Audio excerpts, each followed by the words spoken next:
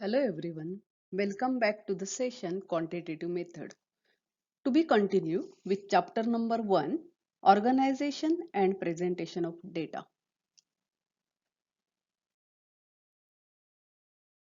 In today's lecture, we will discuss about pie diagram. We will see two examples on pie diagram and how to draw pie diagram.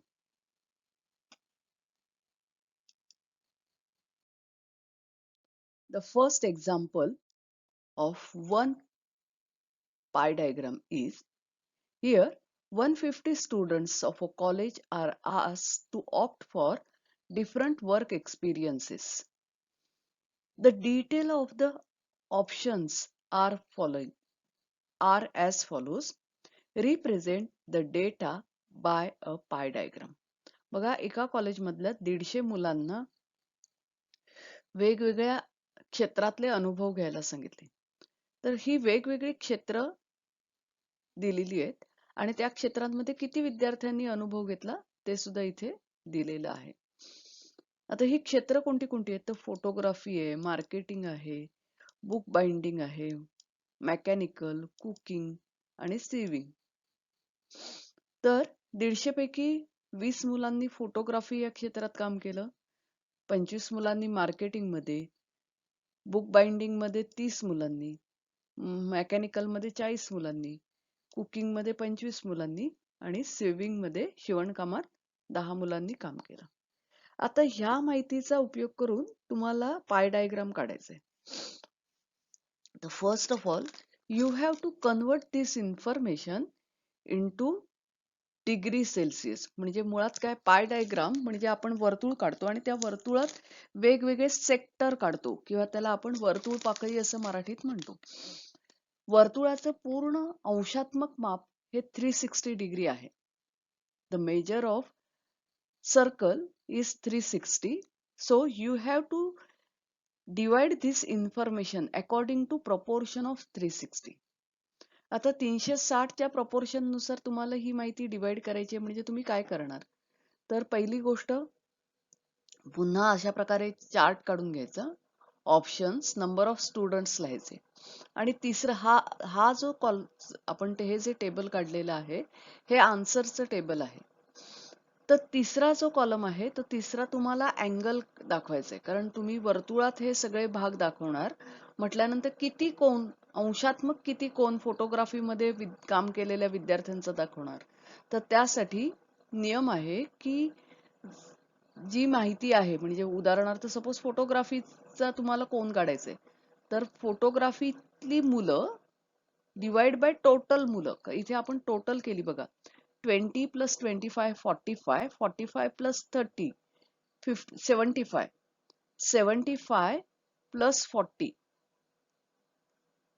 plus 25 140 आणि plus 10 150.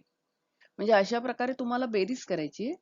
Then you have to convert it into degree celsius. How will you convert it तर number of students in photography upon total number of students into 360. लक्षात घ्या जे काही तुम्हाला data convert करायचा आहे 360 मध्ये तर तो डेटा छेद टोटल डेटा इंटू 360 हा त्याचा फॉर्म्युला आहे. So 20 upon 150 into 360 is equal to 48 उत्तर येतं. लक्षात घ्या ही गणितं तुम्हाला कॅल्क्युलेटरचा वापर करायचा आहे, त्यामुळे क्वांटिटेटिव्ह मेथड्स तुम्ही सोडवत असताना तुमच्याकडे सगळ्यांकडे कॅल्क्युलेटर असायला हवा. तुम्ही म्हणाल की आम्ही मोबाईलचा कॅल्क्युलेटर वापरू, नाही चालणार. परीक्षेमध्ये तुम्हाला कॅल्क्युलेटरच वापरावा लागेल. त्यामुळे शक्य जेवढं आहे त्यांनी आता कॅल्क्युलेटर विकत घेऊन ठेवा किंवा ज्या वेळेला कॉलेज सुरू होईल त्यावेळेला कॅल्क्युलेटरचा वापर करा, पण you have to use calculator only, कारण या कॅल्क्युलेटरचा उपयोग तुम्हाला अकाउंटिंग मध्ये सुद्धा होणार आहे. So marketing 25 upon 150 is equal to 360. Book binding 30 students are there. So 30 upon 150 into 360 is equal to 72 degree Celsius. Then mechanical students are 40. 40 upon 150 into 360 you will get 96 degree then 25 upon 150 into 360, you will get 60 degree. And in swimming 10 students are there, so 10 upon 150 into 360, you will get 24 student. हे जे आपण अंशात्मक माप काढलेलं आहे याची पूर्ण total 360 होते ते चेक करा की काही गडबड नाही न झाली.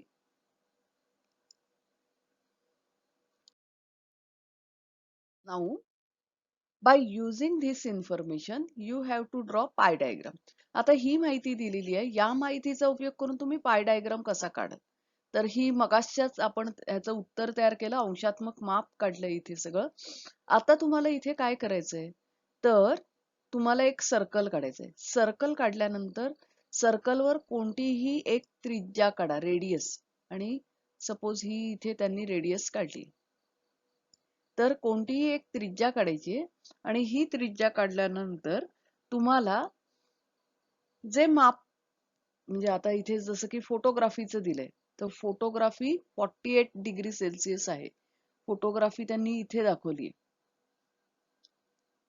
आणि नंतर मार्केटिंग दाखवलंय. तर या बाजूला इथे समजा तुम्ही रेडियस काढून घेतली, ही सरळ पट्टीने काढायची आहे तुम्ही रेडियस.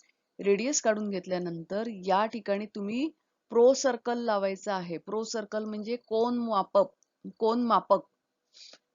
मापक ठेवायचंय आणि त्या कोन मापकाच्या 0 पासून मोजत जायचं. तर फोटोग्राफीमध्ये तुम्हाला 48 डिग्री कोन हवंय अंशात्मक, तर त्यामुळे तुम्ही इथून 0 पासून मोजायला सुरुवात करायची आणि 48 ला इथे खुणा करायची. ही खुणा केल्यानंतर पुन्हा इथे हा तुमचा सर्कलचा जो सेंटर आहे तो आणि ही खुणा जोडून टाकायची. ही खूण जोडल्यानंतर पुन्हा तुम्हाला 60 डिग्री, मग इथे पुन्हा प्रो सर्कल लावायचं आणि प्रो सर्कलचं इथून 0, 10, 20, 40, 60 ला इथे एक रेषा काढायची. हे झालं काय, मार्केटिंग. बुक बाइंडिंग मध्ये 72, म्हणजे पुन्हा प्रो सर्कल या बाजूला लावायचं. प्रो सर्कलवर अशी एक आडवी रेषा असते, ती रेषा या रेषेवर आली पाहिजे आणि 0 पासून तुम्ही पुन्हा 72 अंशाचा कोन करायचा, खूण करायची, ती खूण पुन्हा जोडायची. असं करत करत पूर्ण जे काही माहिती दिलेली आहे ते पूर्ण सर्कल पूर्ण होतं आणि शेवटचं जे स्विमिंगचं बरोबर 24 डिग्री सेल्सिअस शिल्लक राहणार. इथे तुम्हाला परीक्षेत हा प्रश्न सोडवत असताना तुम्ही या प्रत्येक ह्याच्यात म्हणजे फोटोग्राफी, त्याच्यानंतर मार्केटिंग, बुक बाइंडिंग हे इथे लिहू शकता. इथे आपण लॅपटॉपचा उपयोग करून काढलेलं असल्यामुळे इथे त्यांनी दाखवताना 17 डिग्री 60 डिग्री म्हणजे पर्सेंटेज मध्ये सुद्धा दाखवले, म्हणजे याचं कन्व्हर्जन त्यांनी पर्सेंटेज मध्ये केले आणि ते तुम्हाला इथे त्यांनी दाखवलेलं आहे. तर तुम्हाला पर्सेंटेज मध्ये कन्वर्ट नाही करायचंय, तुम्हाला पाय डायग्राम म्हटलं की पाय डायग्रामच दाखवायचा आहे. Now we will see another example on pie diagram.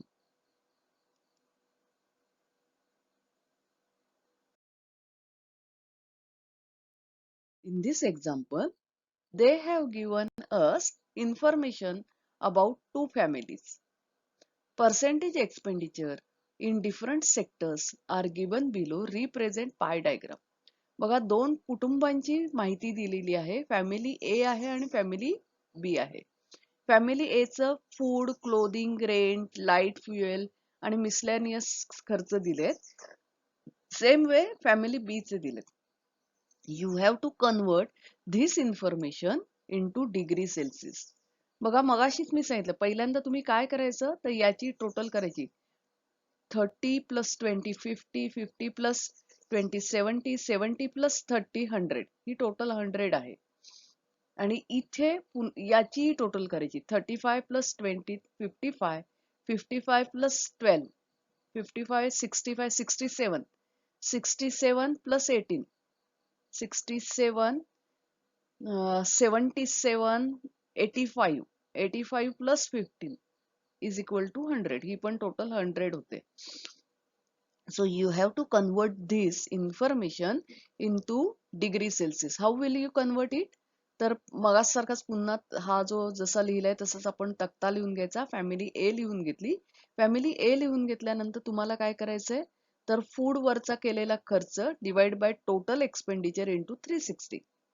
तसंच क्लोदिंग वर केलेला खर्च डिवाइड बाय टोटल एक्सपेंडिचर 360. अशा प्रकारे तुम्हाला हा फॉर्म्युला वापरलात की तुम्हाला प्रत्येक खर्चाशी रिलेटेड अंशात्मक माप मिळेल. जसं तुम्ही फॅमिली ए चं करताय same way you have to calculate the proportionate angle of expenditure. आता 35 टोटल आहेत 100, so you have to take 35 upon 100 into 360. आणि हे जे अंशात्मक माप आहे त्याची टोटल 360 झाली पाहिजे. Now we will see how the pie diagram is drawn by using this information about two families. Here representation of two different pie diagram is given. लक्षात घ्या, तुम्हाला फॅमिली ए आणि फॅमिली बी सांगितलेली होती, त्याचे अंशात्मक आपण माप काढलं. जसं मी मगाशी सांगितलं की तुम्हाला you have to draw circle आणि you have to draw one radius. एक सर्कल काढल्यानंतर एक रेडियस काढायचे. रेडियस काढल्यानंतर फूड पासन स्टार्ट होते, तर फूडचं पहिलं अंशात्मक माप, त्याच्यानंतर क्लोदिंगचं माप, नंतर रेंट, नंतर लाईट आणि मिसलेनियस अशा प्रकारे काढायचं आहे. इथे हे सगळे वेगवेगळ्या गोष्टीवर केलेला खर्च दाखवण्यासाठी म्हणून वेगवेगळे रंग वापरलेत. तुम्हाला रंग वापरायची गरज नाही, तुम्ही इथे फूड, क्लोदिंग, रेंट असं लिहिलं तरी चालेल. या डायग्रामचा उपयोग काय होतो की जसे इथे बघा, इथे त्यांनी आपल्याला पर्सेंटेज मध्ये दाखवलंय.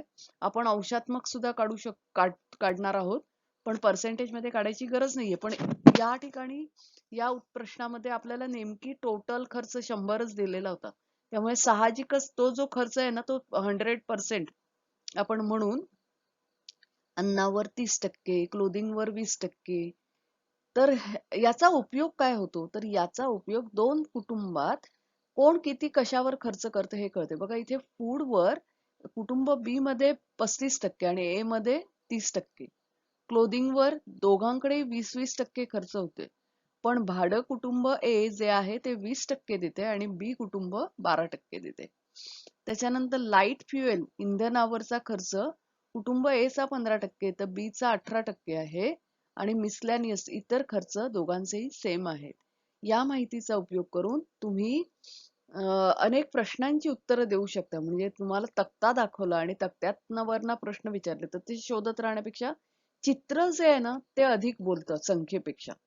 नेहमी आपण वाचून दाखवलं की त्याच्यापेक्षा हावभाव आपल्याला अधिक बोलतात. कारण का, आपण शिकत असताना कान, डोळे, मन याचा उपयोग करत असतो. तर ते डोळे सुद्धा शिकत असतात, म्हणजे ते सुद्धा काही ना काही ग्रहण करत असतात. तर त्यामुळे चित्र जे आहे ते चित्र आपल्याला अधिक सगळं चित्र क्लिअर करतं. So thank you and happy learning to you. विद्यार्थी मित्रांनो, तुम्ही हे दोन्ही प्रश्न घडी काढायचे आहेत. म्हणजे तुम्ही व्हिडिओ पॉज करायचा आहे, तो प्रश्न लिहून घ्यायचा आहे आणि पाय डायग्राम काढायचा आहे. Thank you. Have a good day to you.